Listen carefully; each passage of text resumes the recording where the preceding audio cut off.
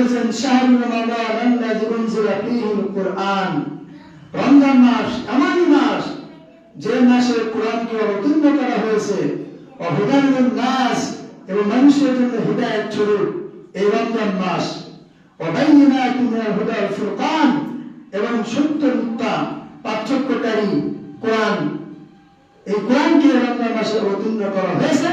ফামান শাহিদা মিনকুমুশ শাহরা, অতএব তোমাদের মধ্যে যে ব্যক্তি এই রমজান মাস পাবে ফালিয়াসুমহু, তাহলে সে যেন রোজা না রাখে। এই আয়াতের মাধ্যমে আল্লাহ রাব্বুল আলামিন রোজাকে ফরজ করলেন।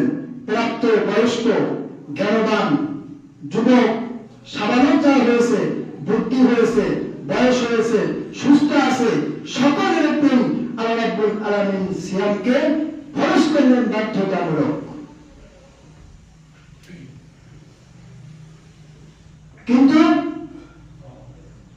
যারা অসুস্থ, মৃত্যুর সাথে পাঞ্জা করছেন, তাদের জন্য যাই রাখলেন যে তারা মিসকিনকে খাওয়াবেন।